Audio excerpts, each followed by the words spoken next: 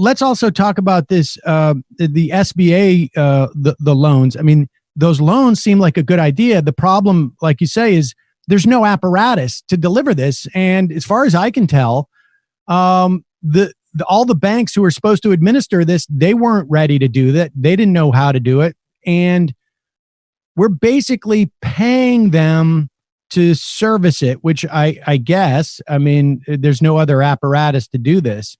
But let's move to the third tranche, which is that $400-500 billion that goes to corporate America that essentially is being leveraged by the Fed to make the bailout for corporations closer to $4 trillion.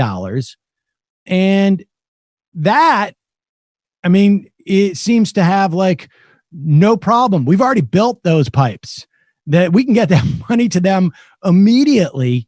And it sort of feels like, and this seems to be the criticism of the stimulus to the extent that I can figure it out, is that, like you say, we're under a freeze. And how do we freeze the economy? And I guess I was using the metaphor of like, we're all under a yellow flag, except for those people who are in entities that are going to get the money through the Fed and through that corporate bailout. They're allowed to go at full speed around the racetrack, whereas the rest of us, we're in a yellow flag situation. And this is going to increase wealth disparity, income disparity, and create more concentrated power by corporations. Yeah, I think that's all right. There's two elements to it. One is a $50 billion straight up bailout fund, which is airlines, Boeing, national security companies, which in our corporate warfare state could be literally any corporation. But there's $50 billion, which is going to have people trying to observe it. And many of them are quite talented, and I wish them luck. But that is money that is basically off to corporate America in the strictest way of avoiding a bankruptcy court. Then there's $450 billion, which will be levered up by the Federal Reserve, which will do a couple different things. Most notably, it will make loans to large corporations as the credit markets freeze up. The Fed is really the only entity competently tasked administratively, especially at the federal level, to do this kind of work of quickly reacting to macroeconomic crises. But it is not set up to, say, send people checks. You could easily imagine that everyone could have a checking account at the Federal Reserve, or a little credit card that's their account at the Federal Reserve that's maybe run through postal banks, and the Fed could press a button and give everyone $1,200 within seconds. That is not what we have. As you said, it's going to take 10 weeks to hopefully send everyone a check if they can find them.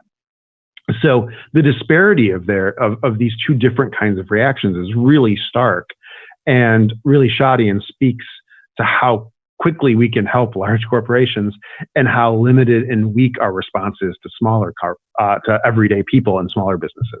Okay, so and then we're seeing let's do it this way: grade that stimulus based upon concept. And then, execution, I think we can give another grade. But in terms of like conceiving of it, where would you put that stimulus? How would you grade that, the phase 3? C minus, C.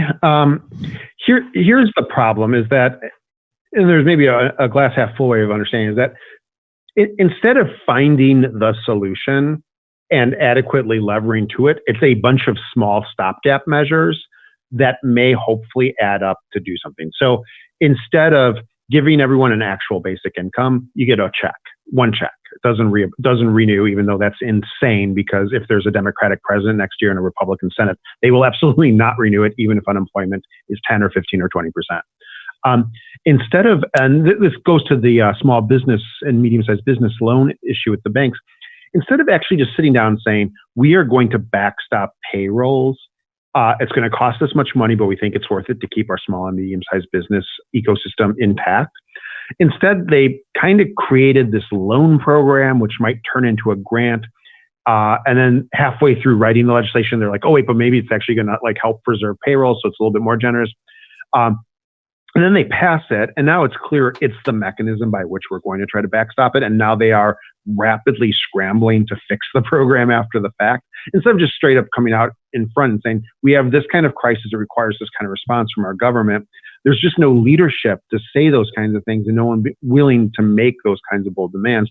So instead, you get a lot of like third measures, which maybe if they all add up well, can sort of constitute a solution, but it's not a real solution executed well.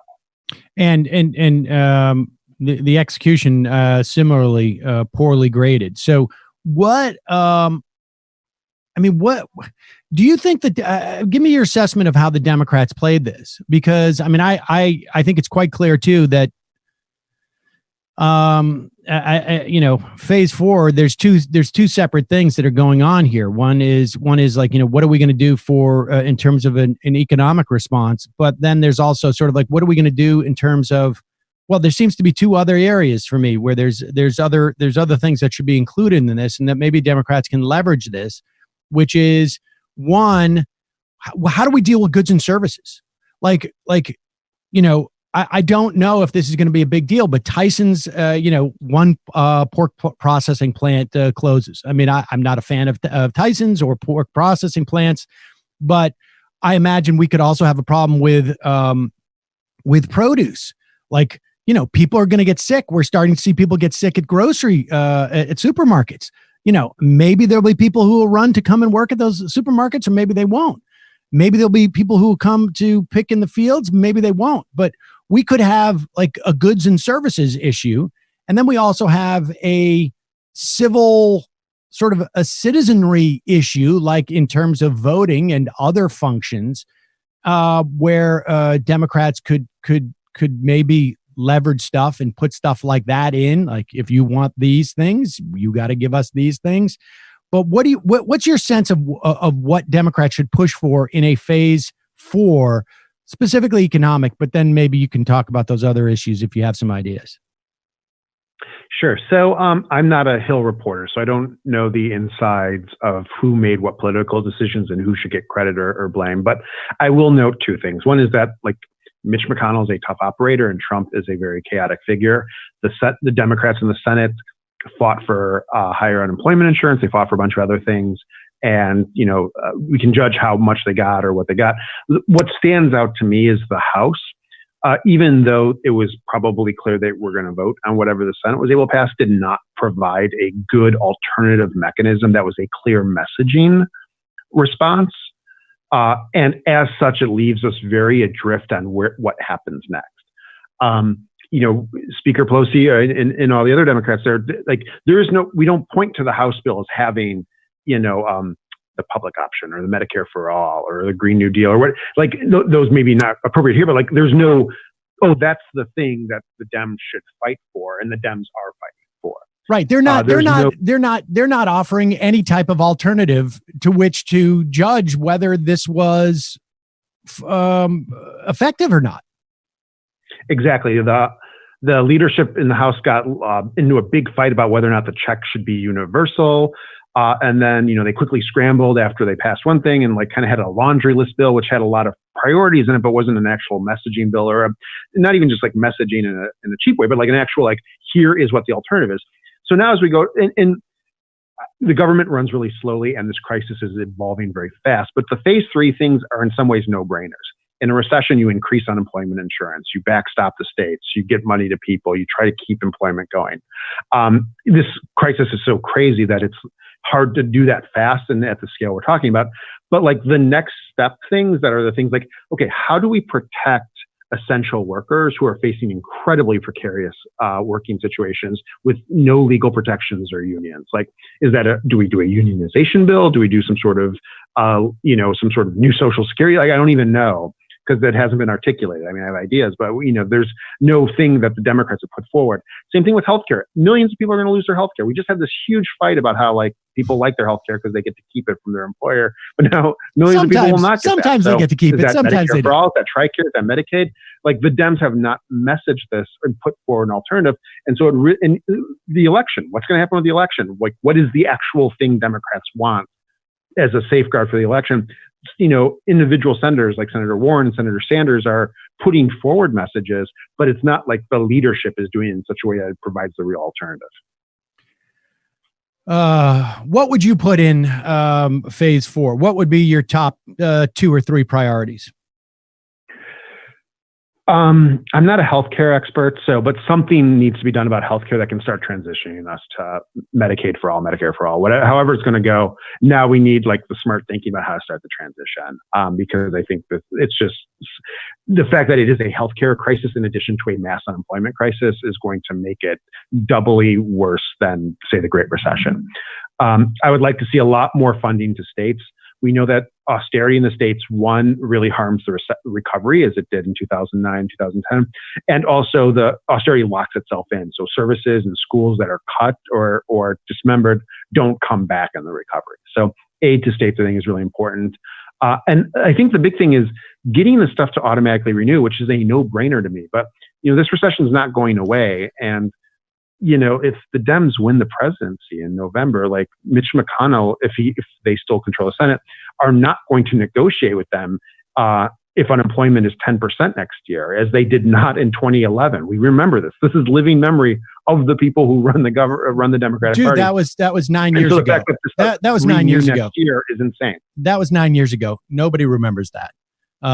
There's no one possibly. And I just want to explain what you're suggesting so that people understand this. You could fashion the bill in such a way where it is, we're going to benchmark.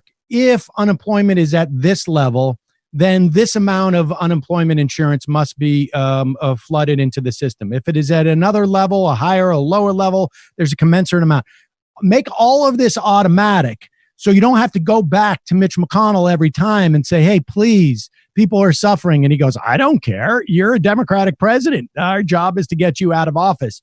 We're willing to let people suffer if we think it's going to help our fortunes in the midterms. And so that's basically what we're looking at, right? Is this system where there are benchmarks that automatically, and these are what we mean by automatic stabilizers, where it kicks in based upon the feedback it's getting from the economy.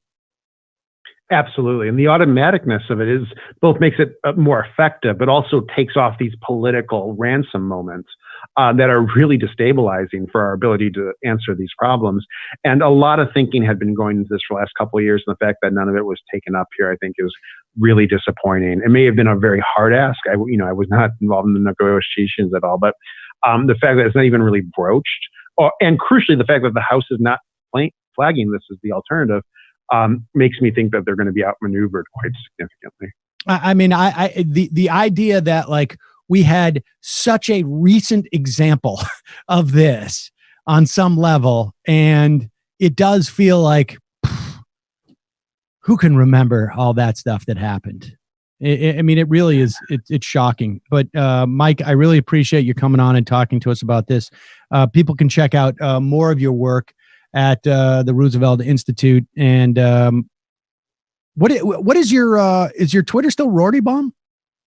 It's still Rorty Bomb, RORTYBOMB. And you can check me out on Twitter too. That's where I'll link to all my stuff. That's where I see it all. Mike, thanks so much for your time today. I really appreciate it.